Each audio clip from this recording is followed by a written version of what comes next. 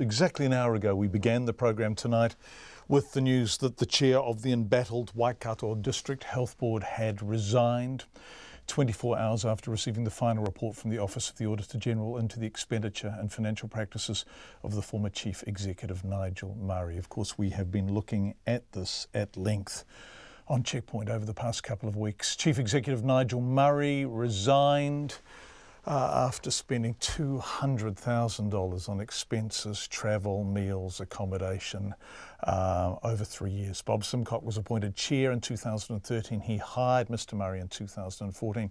Dr Murray resigned on October 5th. A lot of his spending was without approval, sometimes with retrospective approval, or sometimes with details that changed during the course of a trip. Mr Simcock was responsible for signing off on all of the expenditure. Mr Murray travelled internationally while he was also on sick leave. He went to Australia twice in 5 days. He extended international trips with stated business purposes. Audit New Zealand could find no evidence of, and much more. We have, of course, looked at all of this. Just over an hour ago, Waikato DHB's Deputy Chair, Sally Webb, accepted the role as acting chair, and she joins us now. Nice to have you with us on the program. Thank you very much. When did you hear that Mr Simcock had resigned? I found out that Bob had resigned this afternoon, yes. And how did you find out?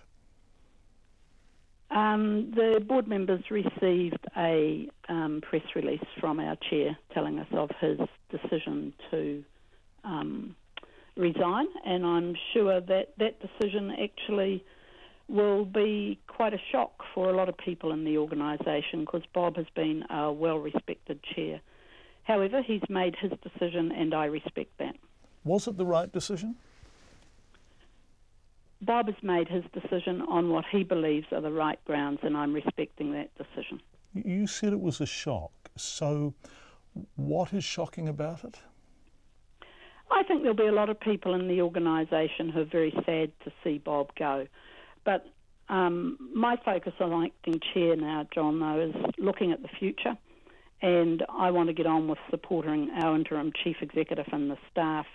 I want their focus to come back on to providing health services to the communities we serve. That's what we're there for. Can we talk about some of the paperwork? What in his statement to you, what did Mr Simcock say were his reasons for resigning? I'm sure you've seen the press release. It's a one page. There's a number of things there. He says it's a very hard decision. However, he thinks that his going will help get the support and focus back on the organisation so it can do what it does best, delivering great health outcomes. Can we talk about the final report from the Office of the Auditor General? You've obviously seen it.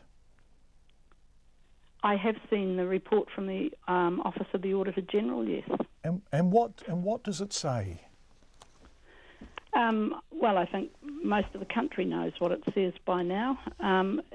We had a chief executive who went around the normal processes, and that was very unfortunate.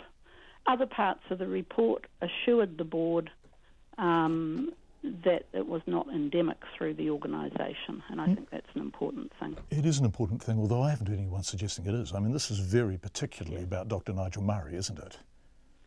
Yes, and as you're aware, there is an investigation ongoing, and I don't want to be drawn on that until that investigation is completed.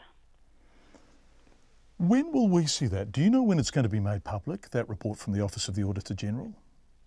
My understanding is he will be providing an interim report to the State Services Commissioner in early next year. Okay, so it's still some time away. Yeah. Look, you clearly admire Mr Simcock. You think he was a good chair? I have respected Bob and the work he's done both in Hamilton and nationally for many years.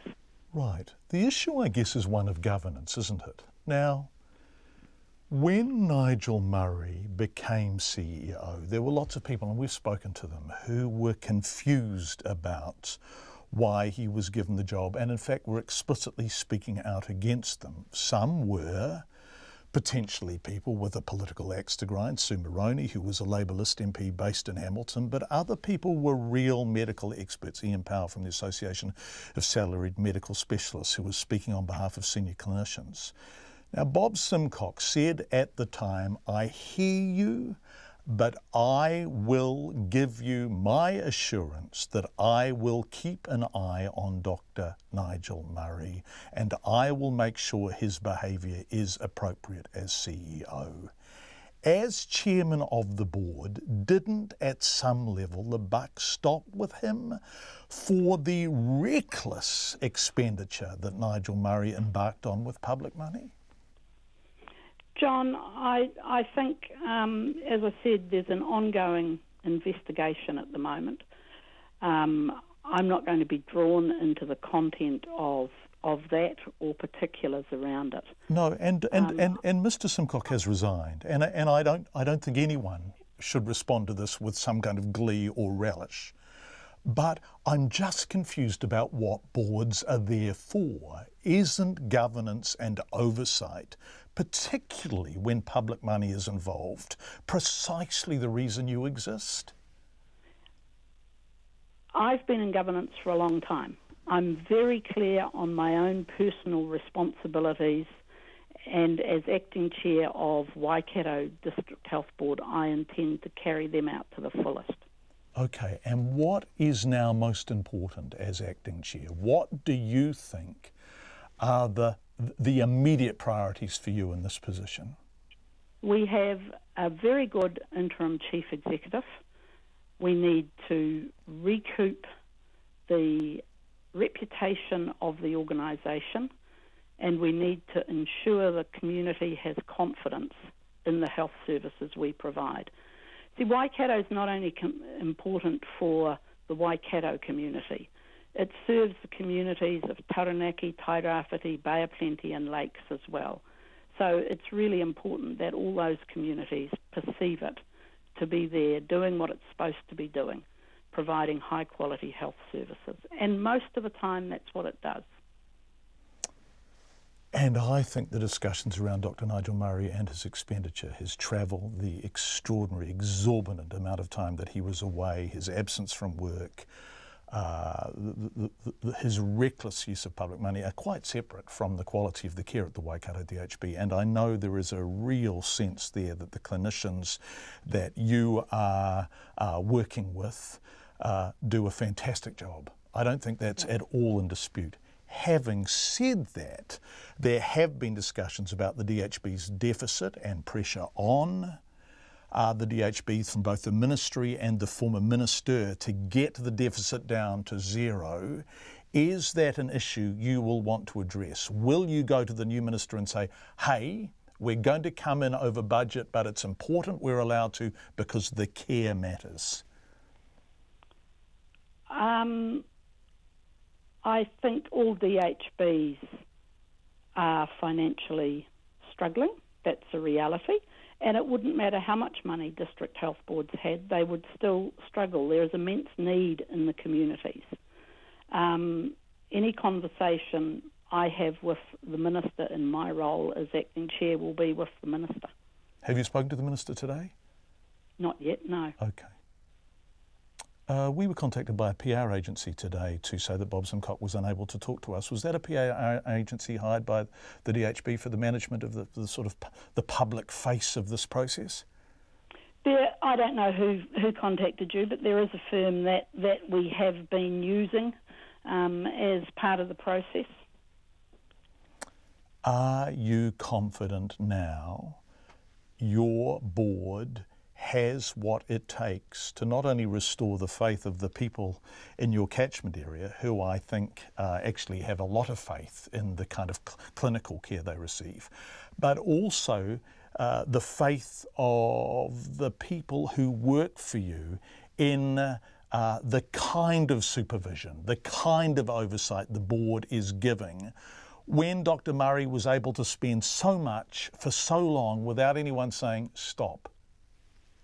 I'm confident that going forward, we will rebuild the organisation's faith in the board and I'm confident that, in fact, many people in the organisation have faith in the board anyway.